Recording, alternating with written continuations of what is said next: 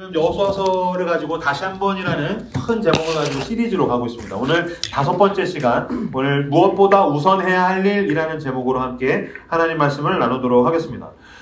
드디어 이제 요단강을 건넜습니다. 이스라엘 백성이 기억을 한번 해보시면 복습을 잠깐 하죠. 이스라엘 백성이 요단강 저편에 있다가 요단강을 건너서 이제 가나안 정복 전쟁을 향해서 가는 게 여호수아서의 주제인데 요단강이 가로막고 있었어요. 그래서 이제 제사장이 언약궤를 쥐고서 요단강을 밟았더니 이제 강이 갈라집니다. 하나님께서 강을 갈라주시는 거죠. 근데 이때 참 우리에게 은혜가 되는 건 뭐냐면은 강을 갈랐는데 먼저 리스크를 감수하고 제일 먼저 갔고 제일 고생했는데 그들이 제사장들이 제일 나중에 건너갔다는 사실입니다.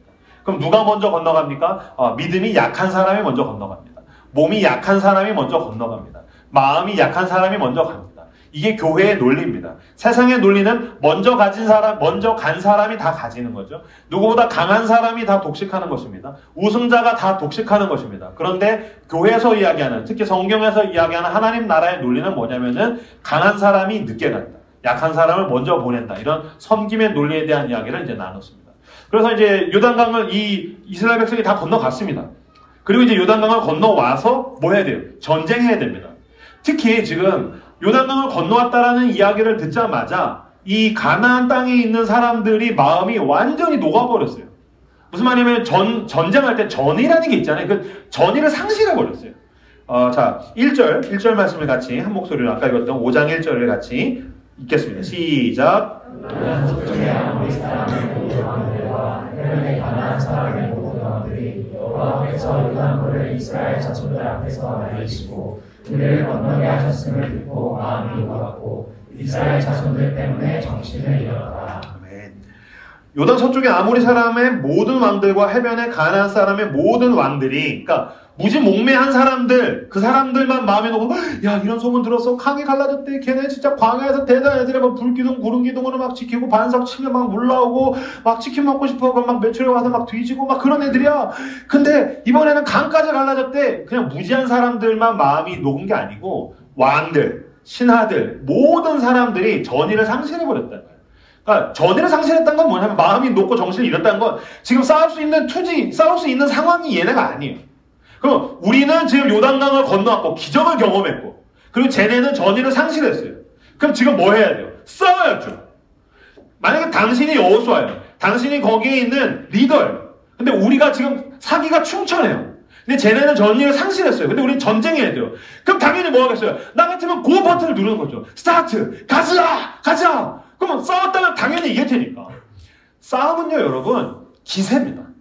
실제로 싸움도 그렇고 어떤 게임도 그렇고 스포츠도 그렇고 중요한 건 뭐예요? 기세예요.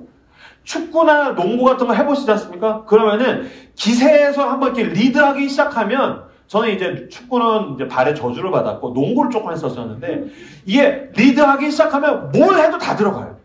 근데 안 되기 시작하잖아요. 그럼 뭘 해도 안 돼요. 그래서 뭐 PC 게임도 그렇고 스포츠도 그렇고 심지어는 고스톱도 기세예요. 이게 기세라고. 이게 분위기를 타서 가는 거지 막 힘들 때 이게 역전하는 게 너무너무 힘들단 말이에요. 그러면 당연히 기세가 왔었을 때에 지금 싸워야 되는데 하나님께서 이상한 이야기를 하시죠. 자, 2절 말씀 같이 2절 말씀 읽겠습니다. 시작. 그때 여호와께서 여호수아에게 이르시되 너는 90돌로 칼을 만들어 이스라엘 자손들에게 다시 하려를 행하라 하시매. 기세가 왔을 때, 분위기에 탔을 때, 리드할 수 있을 때, 사기가 충천할 때, 적들은 전의를 상실했었을 때, 나는 싸울 수 있는 준비가 완전히 됐었을 땐 싸워야죠. 만약에 여러분 이런 유치한 예를 드는 임영기 목사를 용서해 주십시오. 만약에 맞고를 쳐요. 고스톱을. 설계에서 고스톱 예화를. 고스톱을 치는데 왜 그럴 때 있지 않아요? 이렇게 너무 잘 되는 거야. 이렇게 딱 하면 막 청단, 홍단에 막 고도리에 막 이쪽에서 뭘 해도 안 돼. 막 여기 하면은 막 똥 먹었더니 막 똥 싸고 막 비도 싸고 근데 내가 하면 또 나오고 막 그래서 나는 막 이만큼 나서 막 고도리, 청단, 홍단, 오광 쫙 했는데 얘는 막 피박, 멍박 근데 난 여전히 막 패가 있고 여기 다 내가 먹을 거야. 그럼 여러분 뭘 누르겠어요? 고예요? 스톱이에요? 당연히 고죠. 당연히 지금 고를 누르는 거예요. 기세가 지금 등등해서 지금 싸우면 당연히 이길 수 있을 때 가자 하고 싸워야 되는데 하나님이 이상한 얘기를 하시는 거예요. 2절에서 보면 뭐냐면 할례를 행해라. 할례를 행해라. 스톱. 싸우지 마. 스톱. 할례를 행해라라는 요구를 하시는 거예요. 할례를 행한다는 건 뭐냐면요. 왜 지금도 원시부족들 가면은 내가 이런 부족에 소속되었다라는 것을 이렇게 얼굴에다가 그림으로 표현을 하죠. 얼굴 그림을 그려서. 문신을 해서 표현을 하죠. 나는 이런 부족이야 라는 소속감 같은 거예요. 마찬가지로 할례는 온몸으로 고백하는 나는 하나님께 소속되었습니다 라는 고백이에요.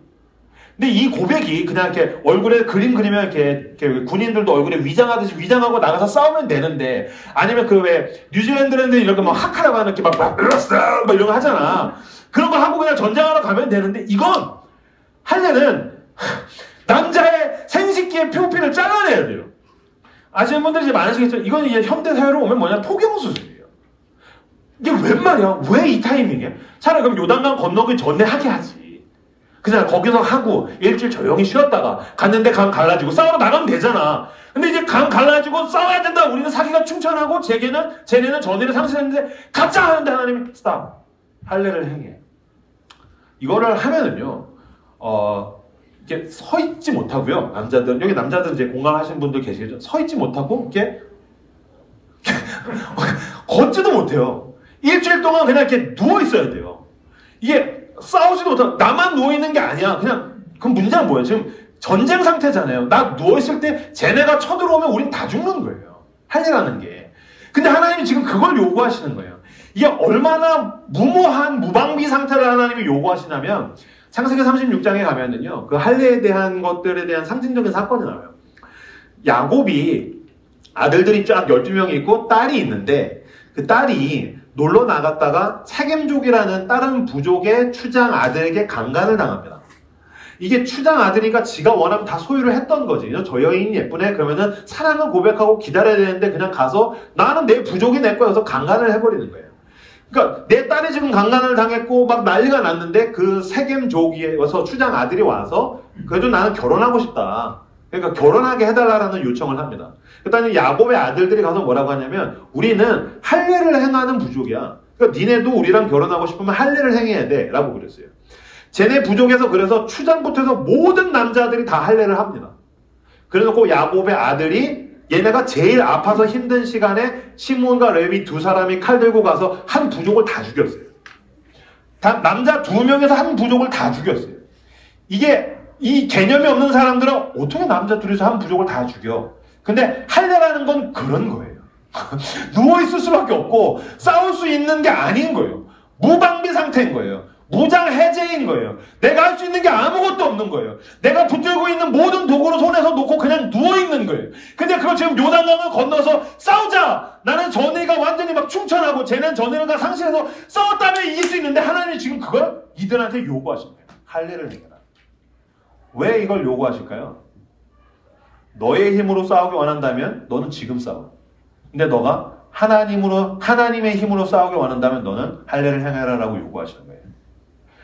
너가 너의 도구와 너의 재능과 너의 능력과 너의 것으로 너가 싸우기 원한다면 너는 지금 싸워. 그런데 너가 만약에 나와 함께 싸우기 원한다면 나는 전쟁의 하나님이야. 난 온 우주의 신이야. 너가 나와 함께 싸우기 원한다면 나는 너에게 고백을 들었으면 좋겠어. 근데 그 고백이라는 거는 그냥 입으로 하는 고백이 아니라는 거예요. 여러분, 믿음으로 하는 모든 고백은 사실 겉으로 봤었을 때 한 걸음 뒤로 물러나는 것처럼 보여요. 무장 해제하는 것처럼 보여요. 무방비 상태로 가는 것처럼 보여요. 필연적으로 믿음의 고백은 굉장히 손해보는 것처럼 보이고 바보짓처럼 보인다는 거예요. 여러분, 예배 드리려고 나오셨죠? 왜 일요일날 서울숲에 예배를 드려옵니까? 서울숲 공원에 가야죠. 물론 니네 끝나고 가겠지만 이거 얼마나 어리석은 짓입니까? 왜 일요일날 와가지고 멀리서 와서 꾸역꾸역 와서 예배 드립니까? 심지어 우리 교회는 밥도 안 주는데 밥도 안 주는 교회 가서 뭐 하는 거예요? 그죠? 여기서 또 게다가 봉사하는 사람들도 있어요. 뭐하러 봉사한 거예요? 일주일 내내 야근을 하고 피곤해 뒤지겠는데 왜 주일날 봉사를 합니까? 그죠? 게다가 어떤 사람들은 헌금을 합니다. 내 돈 다 모아내고 남의 돈까지 빼앗아 살아도 힘들다는 시대 가운데서 왜 내 돈 가지고 공동체를 섬기고 이웃을 섬기고 선교를 하는 겁니까? 왜 그런 바보짓을 합니까? 왜 그런 손해를 봅니까? 왜 그런 뒷걸음질 치는 움츠리는 행동을 하는 것입니까? 하나님이 받기 원하시는 믿음의 고백은 그런 거예요. 처음에 첫 단추는 손해보는 거예요. 처음에 첫 단추는 무방비예요. 처음에 첫 단추는 무장 해제예요. 그걸로 하나님 앞에 고백을 하면 하나님께서 오케이. 너가 나를 믿는지를 알겠어 라고 하나님께서 받으시기 때문에 하나님은 지금 진짜 전쟁을 해야 되는, 그리고 싸웠다면 이길 수 있는 이스라엘 백성을 향해서 하나님은 무장을 해제해라 라고 요구하고 계시다라는 것입니다. 열왕기상 17장 8절에서 13절 한번 보시겠습니까? 열왕기상 17장 8절에서 13절 말씀. 열왕기상 17장 8절에서 13절 말씀을 같이 한 목소리로 읽도록 하겠습니다. 읽겠습니다. 시작. 여호와의 말씀이 엘리야에게 임하여 이르시되 너는 일어나 시돈에 속한 사르밧으로 가서 거기 머물라. 내가 그곳 과부에게 명령하여 내게 음식을 주게 하느니라. 그가 일어나 사르밧으로 가서 성문에 이를 때에 한 과부가 그곳에서 나뭇가지를 줍는지라. 이에 불러 이르되 청하건대 그릇에 물을 조금 가져다가 내게 마시게 하라. 그가 마시러 갈 때에 엘리야가 불러 이르되 청하건대 내 손에 떡 한 조각을 내게로 가져오라. 그가 이르되 당신의 하나님 여호와께서 살아계심을 두고 맹세하노니 나는 떡이 없고 다만 통에 가루 한 움큼과 병에 기름 조금뿐이라. 내가 나뭇가지 둘을 주어다가 나와 내 아들을 위하여 음식을 만들어 먹고 그 후에는 죽으리라. 엘리야가 그에게 이르되 두려워하지 말고 가서 내 말대로 하느니와 먼저 그것으로 나를 위하여 작은 떡 한 개를 만들어 내게로 가져오고 그 후에 너와 내 아들을 위하여 만들라. 이거는 구약에서 가장 위대한 선지자 중에 한 명이었던 엘리야에 대한 이야기예요. 근데 저는 지금도 이걸 완전히 이해하지는 못하겠고 나중에 천국에 가면 엘리야님을 만나서 물어볼 생각이에요. 무슨 생각으로 이런 행동을 요청을 할 수가 있는지. 엘리야가 사르밧 과부의 집에 갑니다. 근데 이 사르밧 과부가 극심한 빈곤층이에요. 그러니까 먹을 게 없어요. 식량이 없어요. 그냥 항아리에 그냥 한 줌이 있는 거예요. 그러니까 이거 먹고 나면 둘 다 굶어 죽는 거예요. 아들이랑 이 과부랑 이거 먹고 나면 굶어 죽는 거예요. 근데 하나님께서 엘리야를 그 집에 보내십니다. 엘리야가 요구합니다. 아주머니 물 좀 주십시오. 극도로 빈곤한 사람에게 물을 달라고 할 수 있죠. 오케이, 나도 여기까지는 오케이. 물을 가지러 가는데 잠깐. 그 다음에 빵을 주십시오. 떡을 주십시오. 라고 얘기해요. 오케이, 난 여기까지도 동의해. 몰랐을 수 있어. 순수하게. 몰랐을 수 있어. 아줌마 떡을 주세요. 물론 그 아줌마 완전히 빈곤층에서 막 삐짝 마르고 이제 굶어 죽기 직전이지만 그냥 몰랐을 수 있어. 순진했을 수 있어. 엘리야 형이 너무 순진해. 그래서 떡을 주세요 라고 할 수 있어. 근데 뭐라고 하냐면 진짜 맹세하는데요. 아저씨 한 줌밖에 없어요. 나 과부고 우리 아들이랑 얘 아들 봐. 피골이 상접하잖아. 이거 먹으면 우리 둘 다 굶어 죽어요. 그러니까 굶어 죽기 직전의 상태. 마지막 한 줌이에요. 그러면 인간이 양심 있으면 아줌마 죄송해요. 몰랐어요. 그럼 그냥 아주머니 드세요. 제가 기도해 드릴게요. 그랬는데 뭐라면 그래도 드세요. 그래도 그거 저 주세요 라고 해요. 그래서 어떻게 그걸 달라고 그래. 양심이 있어야지 인간이. 먹고 죽을 마지막 한 줌을 어떻게 달라고 그래. 난 못해. 난 정말 자신 없어요. 내가 누군가한테 가서 뭐 헌신을 요구한다든지 뭘 이렇게 목사님 저 이건 진짜 마지막 내가 주지. 그냥 내가 혀깨 물고 죽지. 난 절대로 달라고 못해. 근데 엘리야는 내놓으시오. 그래도 주시오라고 합니다. 엘리야도 대단하고 이 아줌마도 대단해요. 그거 해가지고 엘리야 줍니다. 이거는 말도 안 되는 바보짓이에요. 자기에게 있는 모든 걸 하나님 앞에서 내려놓는 거예요. 근데 여러분 이것만 놓고 보면 너무 비합리적이고 말이 안 되는 건데 나중에 어떤 사건들이 일어납니까? 이 항아리 가운데에 하나님께서 복을 주셔서 곡식이 차고 넘치게 하시는 놀라운 기적을 이 사르밧 과부에게 주십니다. 그리고 더한 것은 나중에 아들이 죽습니다. 근데 이 엘리야가 그 집에서 머무는 가운데 아들이 죽었기 때문에 가서 하나님께서 엘리야를 통해서 그 사르밧 과부의 아들을 살려냈습니다. 그러면 여러분 다시 돌아와서 엘리야가 이 여인에게 그 한 줌을 나에게 주시오 라고 했었을 때 이 여인이 한 줌을 주는 게 나중에 이 사르밧 과부의 항아리가 차고 넘치고 그 자기 아들이 살아난다고 했을 때 이걸 그냥 어리석다라고 이야기할 수 있습니까? 아닙니다. 이 내어낸 헌신, 이 바보짓, 이 손해의 첫 단추는 사실은 이 여인과 이 아들을 위한 거라는 거예요. 근데 이것을 하려면 하나님이 요구하신 건 뭐냐면 첫 번째, 무장을 해줘야. 네 손에 쥐고 있는 걸 놔라. 하나님 전 이거 없으면 죽어요. 그러니까 그거 놔. 죽는지 사는지 내가 보여줄게. 나 이거 없으면 망해요. 그러니까 한번 놔봐. 내가 너를 살려주려면 너가 그걸 놓는 경험이 필요하다는 것을 먼저 하나님이 우리에게 말씀하신다라는 거예요. 제가 다큐멘터리에서 그 이천에서 도자기 만드는 그 예술가 도공이죠. 도공의 이야기를 제가 본 적이 있어요. 그래서 이제 인터뷰하는 캐스터 가서 자 오늘의 직업은 뭐 이천에 있는 도자기 만드시는 명인입니다. 그래서 딱 가서 보니까 그 명인이 보니까 흙을 어디서 골라와서 고운 흙을 모아가지고서 그걸 물을 해가지고 반죽을 해서 그리고 또 그걸 물에다가 놓고 하면서 막 그 사랑과 영혼에 보면 그거 만들잖아요. 오마일로 죄송합니다. 그래서 이렇게 막 만들고 그걸 또 이제 굽고 꺼내서 무늬를 하고 또 굽고 꺼내서 또 칠을 하고 굽고 꺼내서 또 막 그걸 계속 해가지고서 마지막에 드디어 완성이 돼요. 그래서 그 명인이 그 항아리를 막 봐요. 옆에서 캐스터가 설레반을 겁나요. 와 대단해요. 멋있어요. 진짜 대단해. 역시 고생한 보람이 있네. 너무너무 멋있어요. 명인이 막 봐요. 진짜 대단하네. 전 이런 건 처음 봤어요. 막 보다가 대단해요. 대단한데 팍 깨버려요. 깜짝 놀라요. 그래서 이걸 왜 깨요? 저도 보다가 깜짝 놀랐어요. 그걸 왜 깨? 미친 거 아니야? 캐스터 눈에는 안 보이죠. 내 눈에도 안 보여요. 우리의 눈은 그런 걸 골라낼 수가 없어요. 근데 명의는 보는 거예요. 이건 문제가 있어. 물론 이거는 우리 같은 그냥 무지랭이들이 봤었을 땐 팔아먹을 수 있는 괜찮은 항아리예요. 이거 그냥 가지고서 살 수 있어요. 괜찮아요. 나름 나쁘지 않아요. 그런데 하나님께서 원하시는 작품의 수준은 아닌 거예요. 명인이 봤었을 때 자기가 생각하는 마스터피스 작품이 아닐 때 그는 집어 던지는 거예요. 이걸 던지지 않으면 나 이후에 최고의 작품을 만들어낼 수가 없는 거예요. 그러니까 최고의 작품을 만들어내려면 지금 괜찮은 수준에 있는 걸 집어 던져야 되는 거예요. 마찬가지로 하나님께서 우리에게 그냥저냥 살아가고 적당하게 괜찮은 인생을 누리고 뭐 내 인생 가운데 싸워나가는 것 가운데서 소소한 승리들을 누릴 수 있겠지만 나중에 오게 될 진짜 중요한 전쟁, 하나님께서 예비하신 진짜 중요한 무언가, 하나님께서 원하시는 진짜 중요한 어떤 모양, 나를 거기까지 끌고 가길 원하시는데 그러려면 지금 나를 집어 던져서 깨트려야 되는 거예요. 네 손에 있는 걸 던져. 너 던질 수 있어? 아니, 난 이거. 아니야, 던져. 놔. 할례를 행해. 누워. 엎드려. 여러분, 이 시대를 살아가는 당신의 진짜 심각한 문제는 뭐냐면 준비가 안 된 게 아니라 필요 이상으로 쓸데없는 준비가 너무 많다는 것입니다. 그리고 가장 중요한 준비를 하고 있지 않아요. 가장 중요한 준비는 뭐냐면 하나님에 대한 전적인 의존을 할 준비. 내가 하고 있는 인간적인 몇 가지가 내가 하나님께 전적으로 의존하는 데 방해가 돼요. 심지어는 요단강을 갈라서 놀라운 그 기적을 경험한 게 하나님을 전적으로 의존하는 데 문제가 돼요. 내 인생에 있는 수많은 내가 이루어온 성과와 사람들로부터 받은 박수와 내가 가지고 있는 어떤 좋은 것들이 내가 하나님을 전적으로 의존하는 데 방해가 된다면 하나님은 지금 이 시간 요구하시는 거예요. 넌 나를 전적으로 의존하기 위해서 넌 할례를 해. 네가 쥐고 있는 거. 나 이거 없으면 망해요. 그걸 놔. 나 이거 없으면 죽어요. 그걸 놔. 난 이걸로 싸워야지 이긴단 말이에요. 그걸 놔. 그리고 나한테 전적으로 의존해.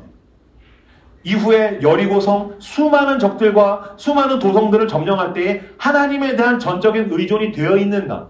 하나님은 그것을 점검하신다는 것입니다. 아마 당신의 인생에 있는 몇 가지 싸움들을 여러분들이 이긴 경험이 있을 거예요. 아마 직전에 요단강을 건너오듯이 어떤 문제들을 해결해서 여기까지 온 사람들이 있을 거예요. 그리고 지금 당신이 쥐고 있는 어떤 도구들, 어떤 방법론들, 내가 가지고 있는 커리어들 이런 거 가지고 몇 가지 승리를 할 수 있어요. 그러나 알지 않습니까? 모든 사람에게 자기가 가지고 있는 모든 힘을 동원해도 이길 수 없는 적을 만나게 돼요. 점령할 수 없는 도성이 있다고요. 갑자기 복병에 치고 들어온다고요. 건강의 문제라든지 금전의 문제라든지 인간관계의 문제라든지 가정의 문제라든지 내가 한 번도 상상할 수 없었던 어떤 문제가 복병처럼 치고 올 때 누가 당신을 지켜줄 수 있습니까? 그건 오직 여호와 하나님이십니다. 하나님만이 나를 지키는 것입니다. 하나님이 나를 위해서 싸울 때 내가 승리할 수 있는 것입니다. 그러려면 지금 해야 할 가장 중요한 준비는 내가 가지고 있는 거 가지고 어떻게 싸워야지 전략과 전술을 가지고 스타트라는 버튼을 누르는 게 아니라 하나님을 전적으로 의존하는 준비. 내 영혼의 할례를 받으시는 여러분들 받으시기를 그리스도 이름으로 축복합니다. 할례란 하나님의 일하심에 대한 전적인 의존. 그것을 온몸으로 하는 고백인 거예요. 제가 오늘 설교가 여러분에게 은혜가 될지 안 될지 그건 잘 모르겠는데 확실한 건 저한테는 너무너무 큰 은혜가 됐어요. 묵상하는 내내. 작년에 10월에 라이트하우스 서울숲이 이제 서울숲 이 공간으로 와서 예배를 드리기 시작했어요. 여기에 오기 전까지 그 6개월을 이제 아시는 분들이 계실 거예요. 우리는 정말 광야에서 메뚜기처럼 이름은 라이트하우스 서울숲인데 종로에서 예배드리고 강남에서 예배드리고 봉천동에서 예배드리고 돌아다니면서 예배드렸어요.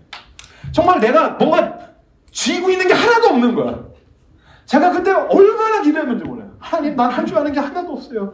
하나님, 뭔가 안정성이라는 게 하나도 없어요. 보장되는 게 하나도 없어요. 내가 뭘 할 수 있겠어요. 하나님, 날 불쌍히 여겨주세요. 정말 목숨 걸고 하나님께 완전히 의존해서 기도했어요. 그렇게 한 주. 그러다가 서울숲에 왔어요.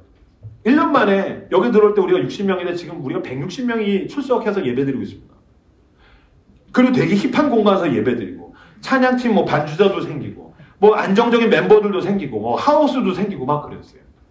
그러다가 보니까 우리가 3번째 예배를 이제 만들어야 되는 시점까지 왔어요. 근데 제 마음 가운데 아무도 모르는데 정말 여러분들도 당연히 다 모르고 저희 동역자들도 모르고 아무도 모르고 심지어 나도 내 스스로 모른 척하고 싶은데 내 안에 작은 시험, 유혹 그게 있더라고요. 뭐냐면 나는 지금 요단강을 건너서 라이트하우스 서울숲이 기세를 탔기 때문에 지금 아침 11시 예배라는 그 스타트 버튼을 눌러서 사람들한테 메시지를 막 해서 선동을 해서 오전 예배를 섬기게 하면 여기도 당연히 60명, 80명 꽉 찰 것 같은 거예요.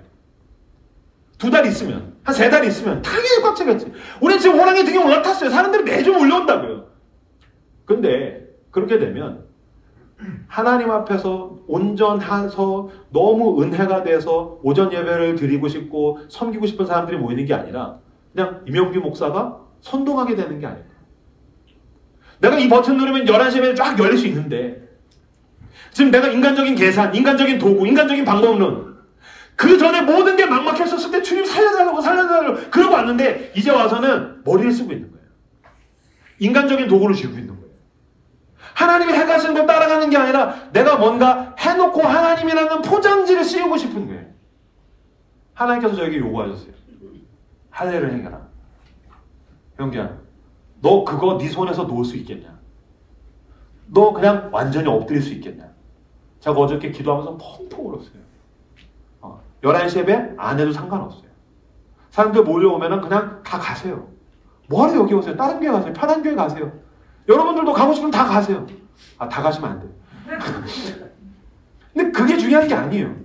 가장 중요한 건 난 하나님과 함께 싸우기를 원합니다. 난 하나님 안에서 싸우기를 원합니다. 난 하나님이 나와 함께 싸우길 원하시기 때문에 내가 붙들고 있는 인간적인 도구들을 놓을 것입니다. 난 내 마음에 할례를 행할 것입니다. 난 내 영혼에 하나님의 할례를 행할 것입니다. 나는 엎드려 울기 원합니다. 주님, 날 불쌍히 여겨주십시오. 난 아무것도 아닙니다. 그러면 언제나 그러셨듯이 나의 하나님께서 나를 위해서 싸우실 줄로 믿습니다. 언제나 그러셨듯이 나의 하나님께서 나의 무기가 되고 나의 방패가 되고 여호와는 나의 산성, 나의 요새, 나의 방패, 나의 생명, 나의 모든 것. 내 모든 것 위에 모든 것 되시는 내 하나님께서 내가 엎드려서 주님 난 아무것도 아닙니다. 주님 나와 함께 하시고 나를 위해서 싸워주십시오라고 할 때 내 하나님께서 내 적들을 꺾으시며 광야에 길을 내시며 사막에 강을 내시는 줄로 믿습니다. 그 하나님 앞에 여러분 요단강을 건너서 살만해지셨습니까? 부인하십시오. 손에서 놓으십시오. 아무것도 없는 사람처럼 정말 그때 너무 힘들어서 죽을 것 같아서 하나님만 붙들었던 그때처럼 지금도 똑같이 내가 손에 쥐고 있는 싸울 만한 무기들을 내려놓고 엎드려 눈물로 기도하시는 저 여러분들 다 되시기를 그리스도 이름으로 축복합니다. 세계 최고의 부자 중에 한 명은 PC가 보급된 이후로는 빌 게이츠입니다. 빌 게이츠가 돈을 얼마나 많이 버는가 뭐 그런 말이 있더군요. 이렇게 그냥 책상 앞에 앉아 있으면 돈이 계속 올라가는데 책상 앞에 앉아있으면 1초에 그 사람이 버는 돈이 어느 정도냐면 바닥에 20만 원이 떨어졌을 때 그걸 줍는 것보다 그냥 책상에 앉아있으면 돈을 더 많이 번대요. 책상에 이렇게 앉아있을 때 바닥에 20만 원이 떨어졌어. 그럼 우리 같으면 와 할렐루야 하겠지만 그냥 빌 게이츠는 20만 원인데 그냥 책상에 앉아있으면 돈을 더 많이 번다는 거예요. 유튜브 영상에 보니까 페라리를 사볼까 하고 가만히 앉아있더니 샀어. 뭐 이런 장면도 나오더라고요. 그러니까 빌 게이츠는 시간이 돈 이상인 거죠. 돈보다 시간이 훨씬 큰 거예요. 이게 그만큼 계속 돈을 벌고 있으니까. 근데 빌 게이츠가 그렇게 시간이 돈이고 시간을 쪼개서 사는 사람인데 1년에 2번씩 꼭 하는 게 있다고 하더라고요. 생각 주간. 생각의 주간. 뭐냐면 그 주간 1년에 2번 정도는 그냥 일주일을 떼가지고서 핸드폰도 안 되고 컴퓨터도 안 되고 아무것도 없는, 일을 할 수가 없는 곳에 그냥 책 몇 개를 가지고 그냥 들어간대요. 그냥 거기서 책이나 읽고 그냥 생각을 한다. 정리를 한다는 거예요. 내가 겉으로 봤었을 때는 뒷걸음질 치는 것처럼 보이는 움츠림의 시간이 내가 이후에 싸워 나갈 때에 내 적들로 인하여서 승리할 수 있게 만들어준다는 거예요. 만약에 일반인도 비그리스도인도 이런 생각의 주간, 뒤로 움츠리고 후퇴하는 이 시간이 내가 나가서 싸울 때 승리하게 만들어준다면 전쟁의 하나님, 그 하나님과 함께 싸우길 원하는 사람에게 무엇이 필요하겠습니까? 당신에게 이 할례의 주간이 있으시길 그리스도의 이름으로 축복합니다. 하나님 앞에 나가서 나는 하나님과 어떻게 싸울 것인가? 너무 분주해. 내가 너무 산만해. 내가 너무 많은 데에 내가 연결되어 있어. 모든 걸 끊고 하나님 앞에 엎드리십시오. 너무 산만하고 뭐 다 준비해야 되고 다 막 내가 뒤처진 것 같고 도태된 것 같고 막 너무너무 스트레스가 많고 다 끊고 하나님 앞에 엎드리십시오. 하나님 앞에 고요함 속으로 들어가십시오. 하나님, 난 무방비 상태입니다. 무장을 해제합니다. 하나님이 싸우셔야 됩니다. 하나님, 내가 어떻게 하길 원하십니까? 그 가운데로 들어갈 때 그 하나님께서 당신과 함께 하시며 내가 하나님께 전적인 의존을 할 때 하나님께서 하나님이 하시는 놀라운 승리가 당신의 삶을 채우게 되는 줄로 믿습니다. 우리는 입만 열면 얘기하죠. 저는 하나님 원하시는 직장에 가고 싶어요. 저는 하나님 원하시는 사람과 하나님이 원하시는 결혼을 해서 하나님이 원하시는 가정을 꾸리고 싶어요. 저는 하나님이 원하시는 대로 자녀 교육을 하고 싶어요. 저는 하나님이 원하시는 교회를 세우고 싶어요. 모든 사람이 입만 열면 하나님이 원하시는 대로 살고 싶다고 하면서 그 누구도 하나님 앞에서 할례하지 않아요. 무장해제하지 않아요. 엎드리지 않아요. 이건 하나님의 싸움입니다라고 하지 않고 그래도 자기가 뭔가 싸울 수 있는 꼼수를 속주머니에도 놓고 뒷주머니에도 놓고 하나님이 안 싸우시면 나도 뒷주머니에 칼이 있어.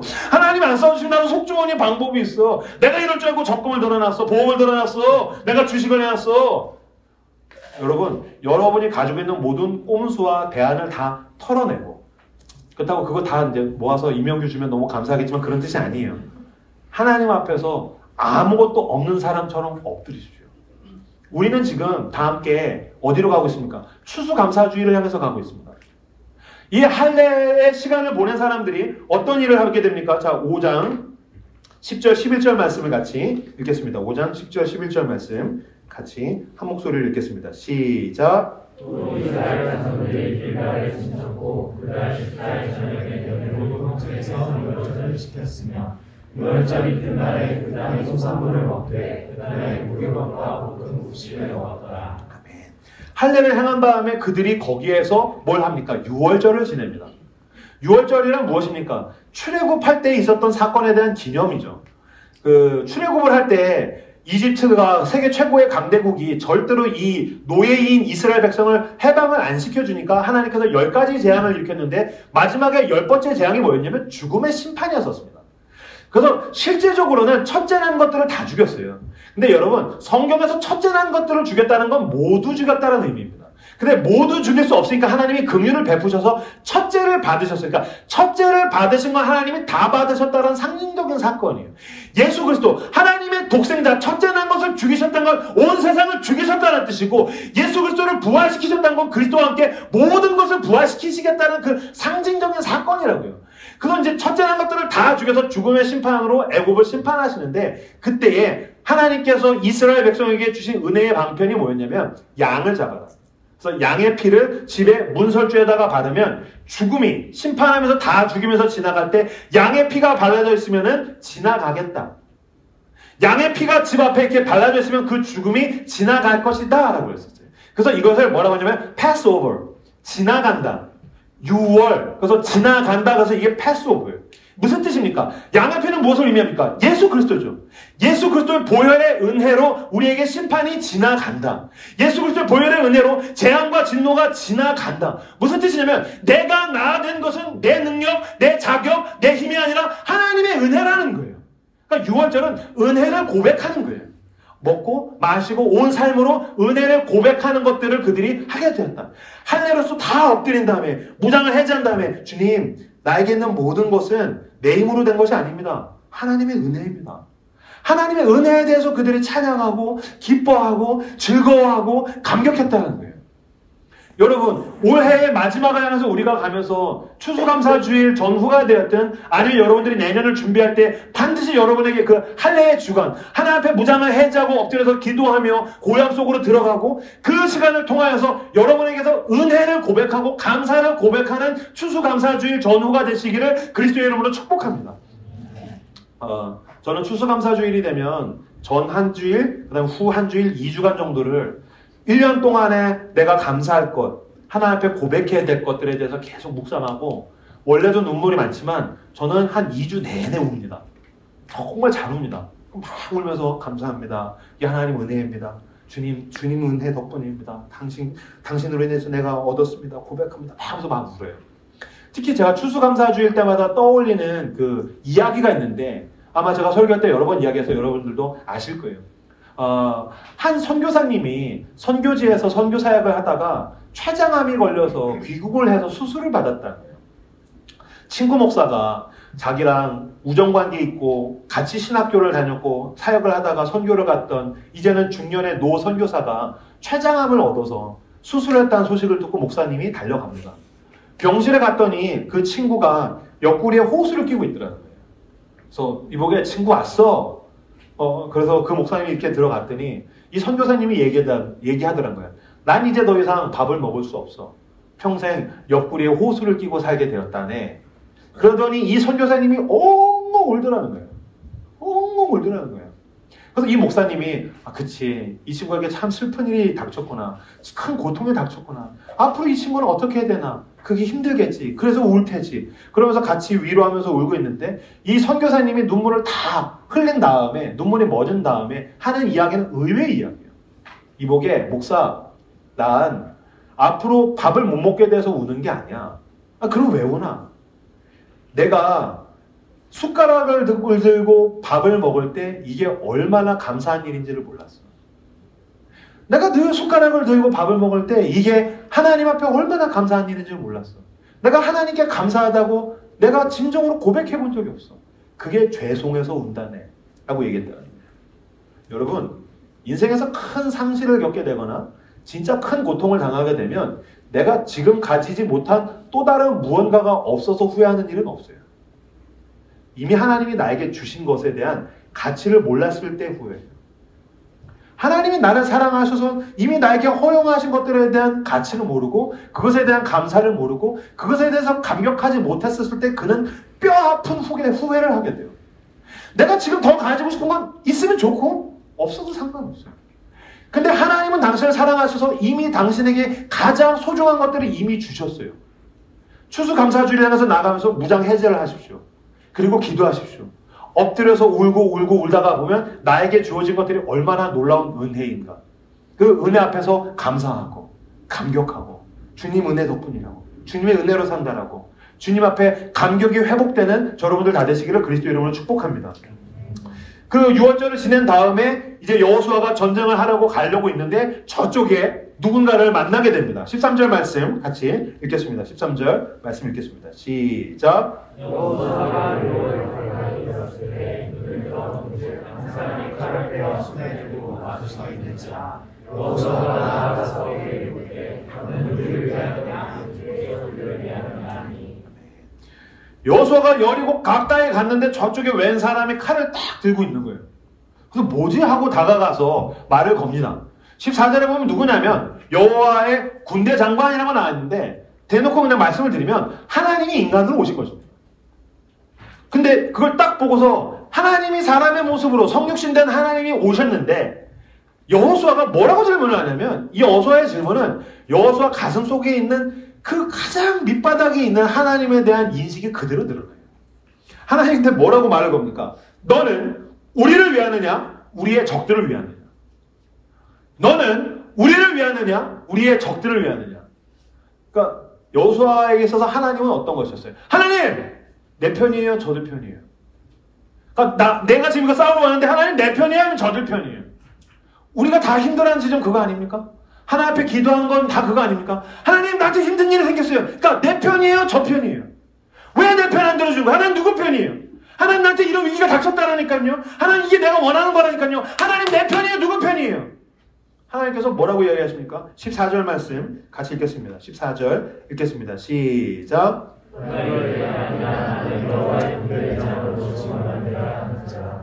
여호수아가 얼굴을 땅에 대고 엎드려 절하고 그에게 이르되 내 주여 종에게 무슨 말씀을 하려 하시나이까. 그가 이르되 아니라 나는 여호와의 군대 대장으로 지금 왔느니라. 여호와의 군대 대장이라는 말은 애매해요. 이건 하나님이 오히려 여호수아한테 반문하신 거예요. 질문하신 거예요. 무슨 말이냐면 여호수아 너가 지금 군대를 데리고 왔어. 그리고 너가 지금 나에게 묻지. 하나님에게 묻지. 내 편이냐고 남의 편이냐고. 나는 여호와 군대 대장이야. 그 말 무슨 뜻이죠? 너네 군대는 여호와의 군대냐 아니면 너가 지휘권을 가지고 주도권을 가진 너가 주인된 군대.